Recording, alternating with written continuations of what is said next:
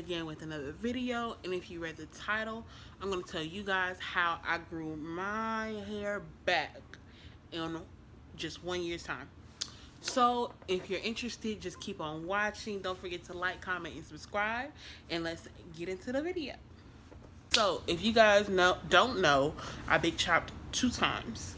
So I discussed that in my natural hair journey video. If you haven't watched that, I'll put it in the cards. I think the cards are over here, I'm gonna guess, and y'all let me know if I'm right. But anyway, I'll put that in the cards and y'all can go watch that after you watch this video. But yeah, I big chopped twice. Well, I didn't big chop twice, I went natural twice. The first time I transitioned and it wasn't that great because I got heat damage and I got color damage. So the second time around, I wanted to like have the full, like, you know, natural hair experience or whatever. So I went to the barbershop last June and I cut all my hair off. I'll probably insert a video. I don't know if I'll insert the video, but if I don't insert the video, it's in my natural hair journey video. So yeah, I went to the barbershop. I got it all cut off, like the back right in here was shaved, like the sides were shaved. Like I had like, and then the top was like a little bit longer, but the back was like really short. So I would say like the first thing I would do to like trying to grow natural hair is to be actually moisture. Moisture is the first thing. So when I chopped all my hair out, my old products did not work anymore, so I had to find other products. And you have to make sure when you're looking for something to moisturize your hair that the first product in the first ingredient in the product is water. If the first ingredient is water, then that means water is like the biggest ingredient. Like they use more water than they use anything else. So yeah, make sure water is the first ingredient on your product. And then I use that, so I ended up using that Africa's Best curling cream, and I used their mega growth oil. That growth oil I really kickstarted my hair growth journey thing. So yeah, anyway, I bought those 2 items and my hair wasn't long enough to do anything, so I was just using the little sponge. I had to go buy a sponge, so I was doing that. So I would moisturize my hair like every other day, and I use my sponge, but I wouldn't use the sponge too much because like sometimes your hair can come out in the sponge if you do it too hard. So I didn't do the sponge too much, but I made sure I moisturize my hair like every other day. And yeah, I used like my satin bonnet to keep like the moisture in and everything, so I was set.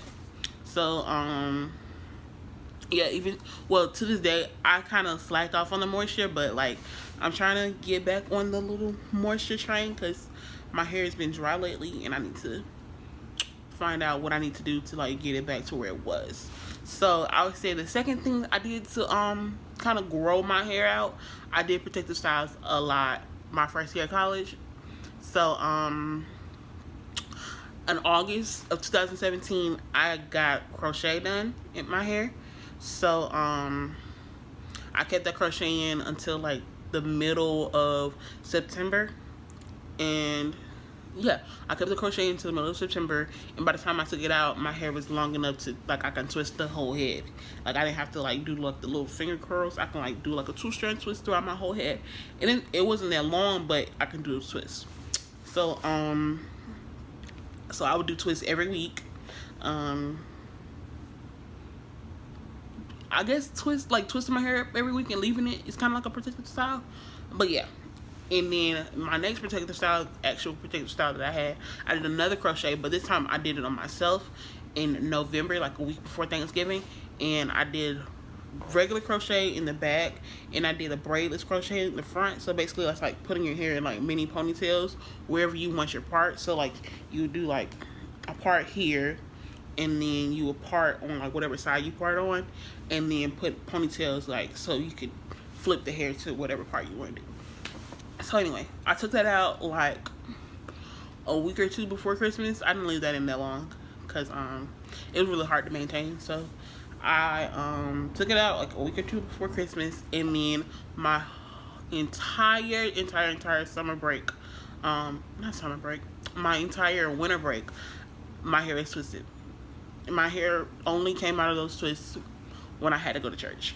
So I don't even think I have any pictures from winter break because my hair was never like, I never did it. I would wash it and I would twist it up and I would leave it like that. So then when I came back from my grandma's house, I had like a week before I went back to school, and during that week I experimented on my hair again and I did jumbo box braids. So I left those in until like a week or even like a couple of days before Valentine's Day. So I put them in on like the 9th, and then I took them out like literally like the 10th. So I left them in for a month, and I think my hair grew some more. I'm not really sure because like a couple of days later I got a bob red faux locks, but like the short one. So I didn't get like really long faux locks or like goddess locks. I just got regular faux locks and a bob. Cute. Anyway, so I left those in until like the middle of March, like right when I went home for spring break. I took them out. So yeah, I took them out right during spring break, and the first day of spring break or something like that. And then I think that was the last protective style I did. Yeah, but that was the last protective style I did. So I took those out in March, and it's like August now or whatever. So yeah, I took those out then, and I'm about to do another protective style because, you know, back to school. So right now my hair is like freshly washed because I'm about to do some Marley twists tomorrow. The only thing I have in my hair is some olive oil. So yeah, I'm about to do Marley twist tomorrow. So that's my next protective style. And yeah. So the next ingredient to growing your hair is consistency. I consistently twist my hair. Like, if I don't do anything else, I'm twisting my hair. I don't do braid outs that often. Like, I have to really feel like doing a braid out. But most of the time, I do a twist out. So, I'm really consistent with those. And my hair knows a twist out. So, like, what my hair be like, what you doing? I'm be like, a twist out. You know what I'm saying? So, like, your hair has feelings. You have to pay attention to what your hair likes. The styles that work for your hair. Like, if you know you can't do bantu knots, don't put your hair through that, because like that's causing stress on your hair, and ultimately your hair won't flourish because you're doing these bantu knots, these tight style or whatever, and you know your hair won't come out right. How the girl, you know your hair won't come out like the girl on YouTube. So why even put yourself through that? Just do whatever you used to be doing, whatever works. And I mean, I'm not saying you can't switch it up, but be consistent with your hair. Do what you know is gonna look good and it's gonna keep your hair moisturized. So, yeah, I'm very consistent with the twist out, except for right now, because this is obviously just a literal wash and go. Like, I washed it, I hopped out the shower and put some oil on it. So, the next thing I want to talk about is cleansing. So I wash my hair every week. Every week I wash my hair. I just wash my hair on a day where I know I don't have much to do, because, you know, washing your hair, it's a lot. You gotta pre-poo. If you shampoo in that day, you gotta pre-poo. You gotta leave the pre-poo in there. You gotta shampoo. You gotta condition. Then you gotta deep condition. If you do conditioning and deep conditioning, you gotta deep condition and leave that on there. And then you gotta style it. Wait for it to dry. You need a day to do your natural hair. So anyway, I usually shampoo once a week, and then I co-wash the other weeks. So usually this summer I've been using, like, I got like a whole bunch of samples before I left school, so I've been trying to clean out my sample. All of those. Use what you know, like, cleanses your hair, makes your hair from moisturized, help you detangle in the shower or whatever. Just like use whatever is good for your hair or whatever. So the next thing that you need to know when you're trying to grow your hair is your hair type, and more importantly, your hair porosity. So your hair type is the actual curl pattern. So I have like 4A, 4B hair. It's not like 4C hair, because if it was 4C hair, y'all know it would have about half this time in this video. So I have like 4A hair, 4B hair, more on the 4A side. So yeah, that's my hair type. But hair types don't really matter all that much, to be honest. But like, if you know something like it's for straight and wavy hair, don't try to use it if you have 4C, 4Z hair or whatever. But yeah, I would say your hair porosity is more important. So yeah, I think I'm gonna do a video on how to know what your hair porosity is. So that's basically, porosity is basically how does your hair retain water.